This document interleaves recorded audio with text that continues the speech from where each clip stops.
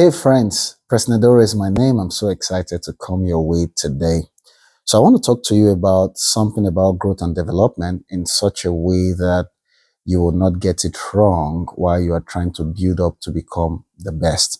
Everybody wants to be the best, including me. Everyone wants to, become the top in what he does and really, really get it right. And there's a right way to do it as against trying to, cunningly and craftily achieve it, and then it brings you more disgrace. So I'll show you a good example from scriptures, and then we will learn together. So let's go. Matthew chapter number 5 from verse number 13 to 16. It says, ye are the salt of the earth. Amazing statement. Then it says, but if the salt had lost his savour, wherewith shall it be salted? If the salt had lost its savour.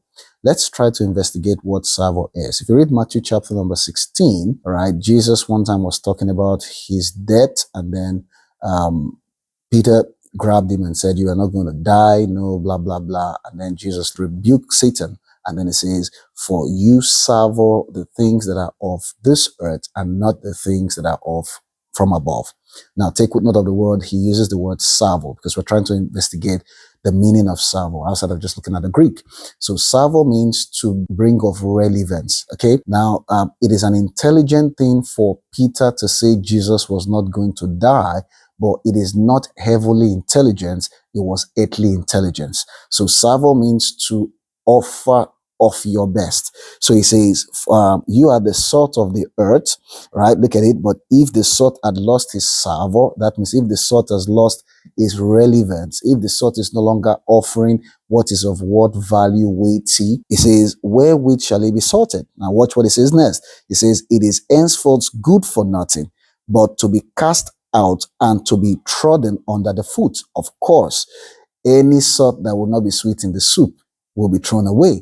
Okay, so if you don't have value to offer, people will not necessarily have value for you. Okay, so when people don't have value for you or they don't regard you that much, it is not for you to be angry. It's not for you to start to lobby. It is for you to just infuse more information and knowledge, experience that will make them have value in the direction that you think they should have value for you. Okay, if you're forced to want to have value, it will backfire. It will come back bad on you as against, right? So you need to add the value as against try to lobby for it. So you don't lose your savour if you want to remain relevant. So he moves to the next verse, and then it says in 14, ye are the light of the world. A city set on a hill cannot be hid. You are the light of the world. Light produces ambience, shows the true color of a place. So it adds beauty to a thing, right? Then it says, a city set on a hill cannot be hid. Now, let me try to reverse this. It didn't say a village set on a hill cannot be hid. It said a city set on a hill. So if a city set on a hill cannot be hid, I would think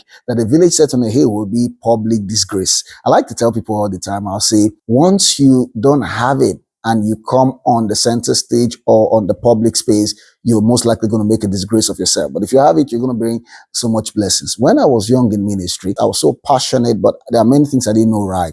So we passionately preached, right? And at that time I prayed. I said, oh Lord, let this thing I preach go viral. I wish I can be on the radio. I wish I can be on the TV. I wish I can be on the internet. I prayed so hard about it. All that didn't work. Do you know now that I'm in those space, right? If I think about the message I preached those days, I'll say, thank God he never went on the internet. Thank God, because now I know better. You see, that's one thing I discovered in my own life. The second thing I discovered in my own life is, while I was a bit younger, when I listen to someone talk, I am not quick to look at what's the context of their conversation, what are they addressing. I'm quick to generalize it and look at it thoroughly and toss, disregard, or take it off, right, without some sense of value. In as much as that's some form of intelligence, that's being critical. At the same time, it is youthful exuberance. It is intelligence that lacks maturity. Okay, because in maturity, sometimes you need to look at the context of conversation. So when someone says a thing, you're not just quick to say that's not correct, that's inappropriate, and bring what is correct by an holistic view, you should be quick to say, in what context are you communicating? And if they tell you, then you judge by that context. And don't say they should be intelligent enough to say, I'm speaking in this context. Now, not everybody might speak. They might just assume, right, that you understand what they're saying. Or probably there might have been a conversation before you came in that they are still speaking on, and you would have just judged from a wrong perspective. So come back again. It says, a city set on a hill cannot be hid, not a village. You have to be a city before you come on a hill. As long as you're still a village or you're still rural, mediocre, right, Mendevia, you should not be on the hill, right? So you don't bring public disgrace. It's important that you understand. Then it goes down to say, neither do men light a candle and put it on the bushel. So first, you need to be a candle that needs to be lit and put on a candlestick and not any other thing, right? So he says, neither do men light a candle and put it on the bushel, but on a candlestick, and it gives light unto all that are in the house. So if you are not what will give light, don't seek to be on the center stage, okay, right? You're going to cause more problem in that light. So it's important that you know that you need to be a light first before you are lit and put on the candlestick so you can give light to the room. So it goes into the next verse and now says, let your light so shine before men that they may see your good works and glorify your Father which is in heaven. This is very profound, okay? Now, you know all that I've just said. Let me cap that on an individual, which is Jesus. In Luke's chapter number 2, if you read from 41, we got an expression of Jesus Christ, how, after they were done with a feast, the parents had gone home, he didn't go, he remained in the temple. He was 12 at that point, and then he began to inquire of the doctors, right? He inquired of them, they taught him, and then he asked them questions. Please take note. They taught him, he asked them questions, and then he gave feedback, and they were astonished at his feedback.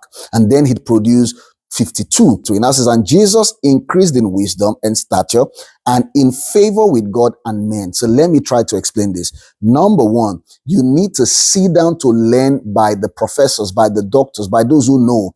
You will need to ask them questions, and then you will need to, by understanding, give them brilliant response. Then while you do that, that is what will cause an increase in wisdom and stature.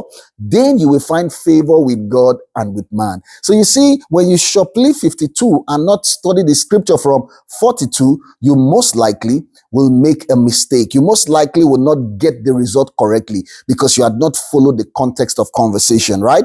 There is not an increase in wisdom when there is not a knowledge learned, okay, and learned correctly, okay, right? And then once a knowledge learned correctly, used properly, then there will be an increase in wisdom and status, and then there will be favor with God and with man, okay? So in other words, your favor level is a function of your wisdom level, which is a function of how much you have learned.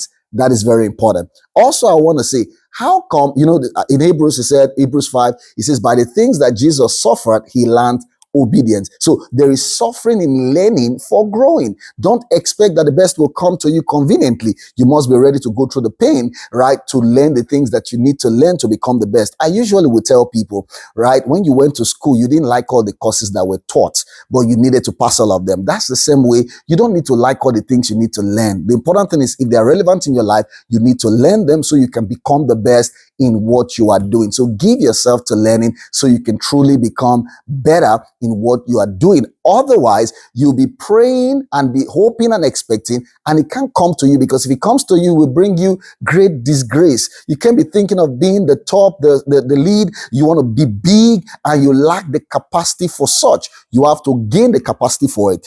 I sat down to think this morning, right, while I was talking with the Lord and all that, right, the Lord, we're having that conversation, and he says, why did I not start the ministry before 30?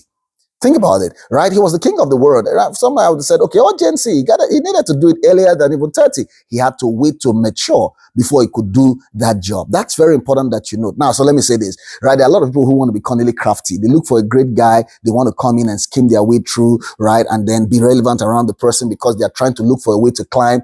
when you climb in that light, you will bring public disgrace to yourself. But let me tell you the truth. If you develop yourself and you work on yourself, you attract all the other things that you can climb with. So when you get on that platform, you become the best. It is also true that sometimes you can become the best and you need a platform for people to know that you are the best. But you need to be the best first before you start to look for platform. Don't always begin to look for platform when you have not become the best. You may bring yourself public disgrace. And once you bring yourself public disgrace, it takes a lot for people to trust you again because you have brought public disgrace to yourself. So don't lobby for what you lack capacity to keep, right? Ensure that you only lobby for the things that you have capacity to sustain. It's just like a beautiful lady who lacks something upstairs. You attract the best. And once they come, they'll be disappointed and they'll go away. She will not be able to sustain the best because she lacks something upstairs. That's something you need to learn in your life. Okay. So don't lobby, right? I say a couple of people, ministers of God, like to do. They're looking for the next platform. They even want to make friends with someone because they want to get something from them or they want to use them to climb to the top. The question is, do you have the wisdom